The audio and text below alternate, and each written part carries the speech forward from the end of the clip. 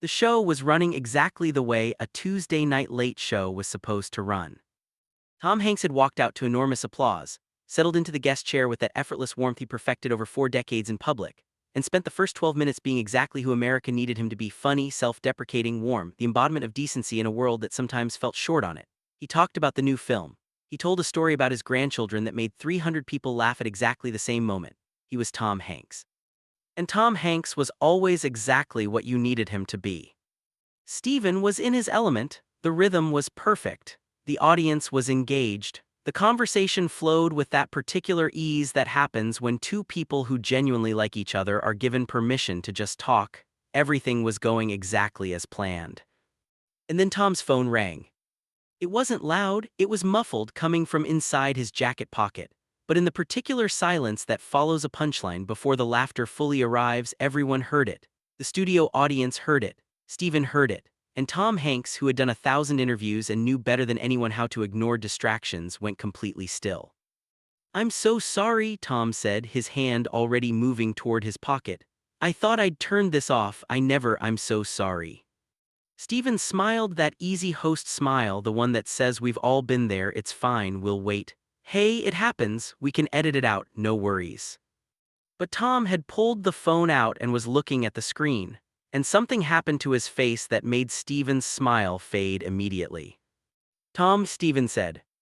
Tom didn't answer, he was staring at the phone, his thumb hovered over the screen. The studio had gone quiet in that way studios go quiet when something unscripted is happening and no one knows quite what to do. "I need to take this," Tom said. His voice had changed completely. All the warmth was gone. What remained was something raw and uncertain. "I'm sorry, I have to, I'll be right back." He stood up, walked 3 steps away from the guest chair, and answered the phone. "This is Tom," he said. His back was to the camera, but his voice was picked up clearly by his wireless microphone. Yes, this is him. Who is what?" Subscribe and leave a comment, because what happens next no one saw coming. The studio stayed silent. Stephen half rose from his chair, uncertain whether to cut to commercial, to intervene, to do something, but some instinct told him to wait, to let this moment exist. "When?" Tom asked into the phone, his voice was shaking now. "Where is he now? Is he okay?" A pause. Tom's free hand came up to his face, pressed against his forehead. "What's his name?" Tom asked, and now his voice broke completely. "Michael, his name is Michael." Another pause, longer this time. "Tell him I'm coming," Tom said. "Tell him I didn't know, just tell him I'm coming." He ended the call, stood there for a moment with his back to the audience, to Stephen, to the cameras. His shoulders were shaking. When he turned around, his face was wet. The audience didn't make a sound. Tom walked slowly back to the guest chair, sat down, looked at Stephen with an expression that was beyond acting, beyond performance. This was just a man who had just had his entire understanding of his own life shattered. "Tom," Stephen said gently, "what just happened?" Tom looked down at his hands. When he spoke, his voice was barely above a whisper, but the microphone caught every word. "I have a son," he said. "I didn't know, for 43 years I didn't know, and he's in a hospital in New Jersey, and he wants to meet me." The silence in the studio was complete. "His mother," Tom continued, and now the tears were falling freely. "Her name was Sarah. We met in 1981. I was 25. I was nobody. I was trying to be an actor and failing more often than I was succeeding. We dated for 3 months, and then she ended it. She said it wasn't working, and I moved on. I had to. I was broke and scared, and I didn't have time to. I just moved on." He stopped, wiped his face with the back of his hand. "She was pregnant," Tom said. "She knew, and she didn't tell me. She made a choice. She decided that I was too young, too unstable, she decided I would be a burden, that the baby would derail my career before it even started. So she didn't tell me. She had the baby alone. She raised him alone, and I never knew." Stephen leaned forward, his own eyes wet now. "How did you just find out?" "Sarah died last week," Tom said. "Cancer, and before she died she told Michael, she told him who his father was, and he's been trying to find me, he's been trying to reach me. And 3 days ago he was in a car accident, he's in the hospital, he's stable, but he asked the hospital staff to find me, to call me, to tell me he exists, and I'm sitting here on television and I just found out I have a son who's been alive for 43 years and I missed all of it." His voice broke completely on the last words. "I missed all of it," he said again, as if he couldn't quite believe it. His first words, his first steps, every birthday, every Christmas, every moment. I have 4 children and I thought I knew them all. I thought I was there for all of them, but there's a fifth, and he grew up without me. And now he's in a hospital bed and he wants to meet the father who didn't know he existed. The audience was openly crying now, but no one made a sound. This wasn't a moment for applause or gasps. This was a moment for witness. Stephen stood up slowly. He walked around his desk and sat on the edge of it close to Tom. When he spoke, his voice was thick with emotion. "Tom," he said, "you need to go right now. You need to go to him." Tom looked up at Stephen. "I can't just leave. We're in the middle of there are 300 people here and millions watching and I can't just—" "Yes, you can," Stephen said firmly. "You absolutely can because this isn't television anymore. This is your life. This is your son and he's waiting for you." Tom shook his head. "But I don't know him. I don't know anything about him. What if he hates me? What if he spent 43 years hating the father who abandoned him even though I didn't know I was abandoning him? What if I get there and he looks at me and sees everything I should have been and wasn't?" "Then you start now," Stephen said. "You can't get back the 43 years, but you can be there for whatever comes next. That's what fathers do. They show up, even when it's hard, even when it's terrifying, especially then." Tom stood up. He looked at the audience, at the cameras, at Stephen. "I don't know what to say," Tom said. "I don't know how to. I'm sorry. I'm so sorry." "Don't apologize," Stephen said. "Go, just go." Tom nodded. He took off his microphone with shaking hands, handed it to a stagehand who had appeared beside him. He turned to walk off stage and then stopped, turned back to Stephen. "Thank you," he said, "for understanding." "I'm a father," Stephen said simply. "I understand."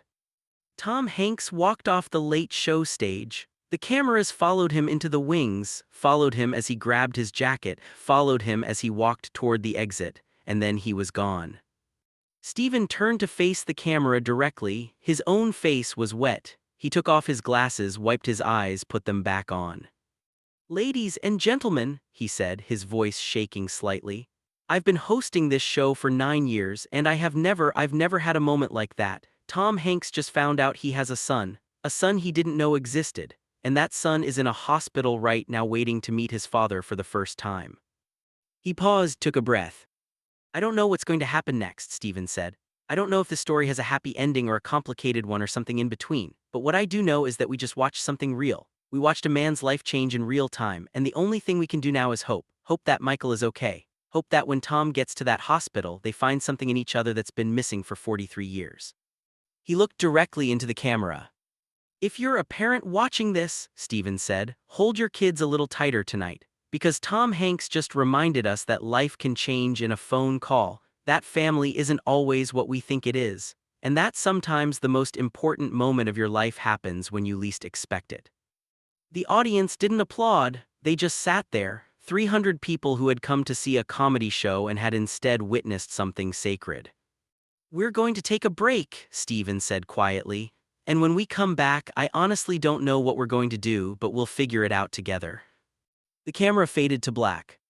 Backstage, producers scrambled. Should they continue the show? Should they cancel? Should they send cameras to the hospital? Within 10 minutes, they had their answer. A text from Tom Hanks to one of the producers: "Please don't follow me. This is private. I'll reach out when I can. Thank you for understanding." The show did continue. Stephen came back after the commercial break and did the rest of the episode solo. He told stories. He took questions from the audience. He made them laugh when he could, but everyone in that studio knew they were living in the space between something ending and something else beginning. 2 days later, Stephen Colbert started The Late Show with an announcement. "Before we begin tonight," he said, "I want to share something. 2 nights ago, Tom Hanks left this stage to meet his son for the first time, a son he didn't know existed, and this morning I received permission from Tom to share this with you." He held up a piece of paper. "Tom asked me to read this," Stephen said. He wrote, 2 nights ago I walked into a hospital room in Newark, New Jersey, and I met my son Michael. He looks like me. He has my eyes and my mother's smile and his mother's strength. We talked for 3 hours. We cried. We laughed. We tried to fit 43 years into one night and we couldn't, but we made a start. Michael is going to be okay. He's recovering, and when he's released, he's coming to California. He's going to meet his brothers and sisters. He's going to become part of a family that didn't know it was incomplete until 2 nights ago. I don't know how to be a father to a 43-year-old man, but I'm going to try. Because that's what you do when you get a second chance you didn't know you needed. Thank you, Stephen, for letting me leave your show to start my life over. Thank you to everyone who has sent messages of support. And to anyone watching who has ever felt like they missed something important, it's never too late to start. I'm living proof. Stephen folded the paper carefully, set it on his desk, looked into the camera with tears in his eyes. Tom Hanks spent 43 years not knowing he had a son, Stephen said, and in one phone call everything changed, not because anything was broken, but because something that was always there finally became visible. That's not a tragedy, that's a miracle. He paused. Michael, if you're watching, welcome to the family, not just Tom's family, but the family of everyone who watched your father walk off this stage to find you. We're all rooting for you, we're all rooting for both of you.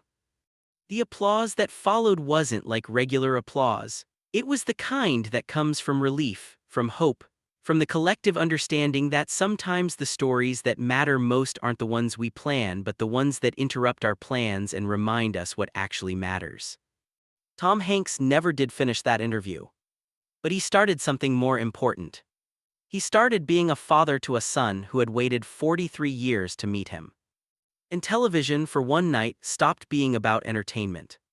It became about what it was always supposed to be about: truth, connection, and the moments that change us when we're brave enough to let them. That night, laughter gave way to grace, and television remembered its soul.